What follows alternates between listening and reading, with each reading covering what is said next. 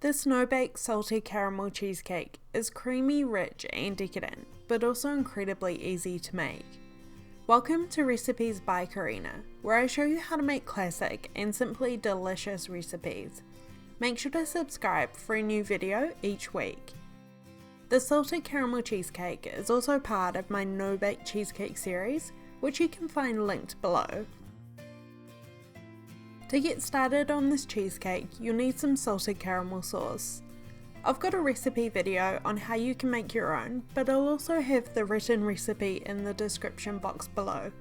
It's incredibly easy and only requires 4 ingredients, but if you would prefer, you can also buy ready-made.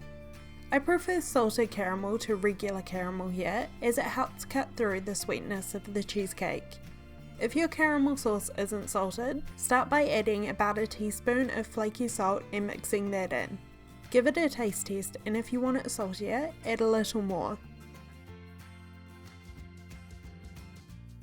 If you do make your own salted caramel sauce like I have, it will last in the fridge for a couple of weeks, so just place any leftover you have from this recipe in an airtight container.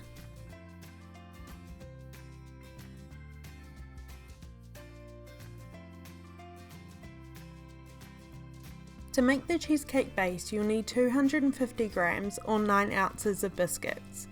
I'm using Digestive biscuits, but if you don't have these where you live, graham crackers are basically the same thing. You'll need to crush the biscuits, and I find a mini food processor works so much easier to do this step. If you don't have one, you can also use a plastic bag and a heavy object like a frying pan or rolling pin. If you would like the full recipe for this no-bake salted caramel cheesecake, it will be on my website, as well as the full measurements listed in the description box below. I'll also have a link to all of the equipment that you'll need to make this recipe.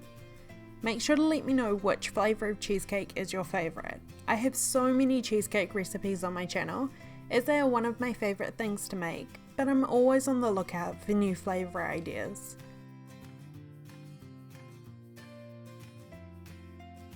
If you're crushing your biscuits by hand, they don't need to be incredibly fine and even, just make sure you don't have any large lumps. Remove the blade from the processor and pour your crushed biscuits into a bowl.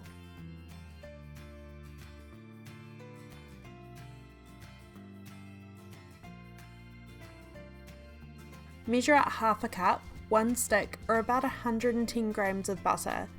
I try to convert my recipes into weight and also volume, as I know different people prefer different ways of measuring, whether that's cups, grams or ounces. Place your butter into a small saucepan if you're melting it on the stovetop, or a microwave safe bowl, and heat until your butter has melted. Pour the melted butter over your crushed biscuits and use a spoon to combine the ingredients together until you have the texture of wet sand. Pour the cheesecake base into a lined 8-inch or 20cm cake tin and use the back of a spoon to compact it down into an even layer. You can bring it up the sides if you would like, but I prefer the look of set layers of a cheesecake. This now needs to firm up, so place it into the fridge while we make the filling.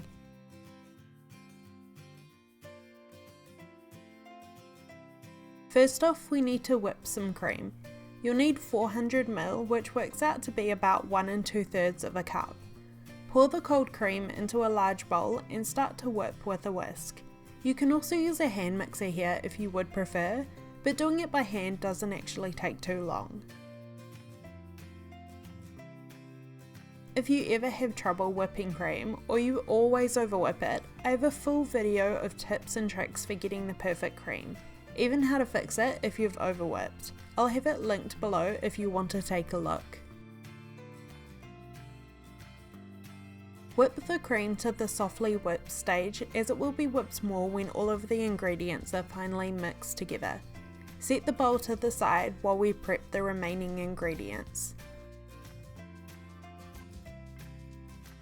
In a larger mixing bowl, add your room temperature cream cheese. Don't try to use this straight out of the fridge, as it will be very stiff and unable to be mixed. Just make sure to remove it about 30 minutes before you start to make the cheesecake. To sweeten it up just a little, as we will be adding the salted caramel sauce, measure out 1/3 of a cup of icing sugar or powdered sugar. These are both the same ingredient, just different names depending on where you live in the world. Add the sugar to the mixing bowl along with 1/3 of a cup of your salted caramel sauce. If you've just made your caramel sauce, make sure it's had a chance to cool to room temperature so it doesn't melt any other ingredients. If it's still a little warm, place it into the fridge for 15 to 20 minutes.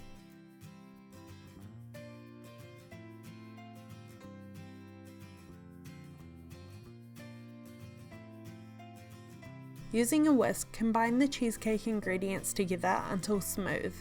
The cream cheese may be very lumpy at the beginning, but as long as you whisk it, it should start to smooth out and become viscous and creamy.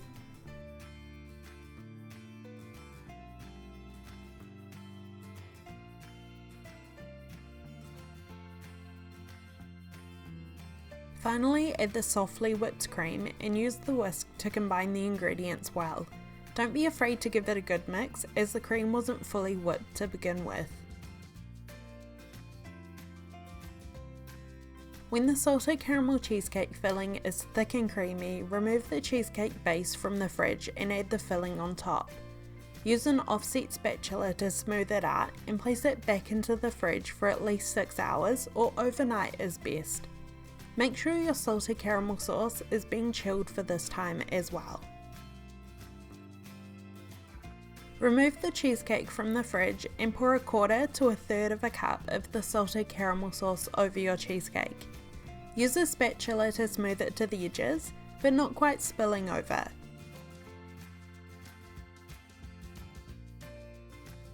Sprinkle the edges with flaky salt and finally place back into the fridge for at least an hour to firm up. Let me know what cheesecake flavour you would like to see next on my channel, and don't forget to subscribe.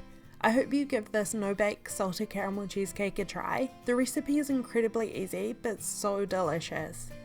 I hope you enjoyed this recipe. I'll see you in my next video.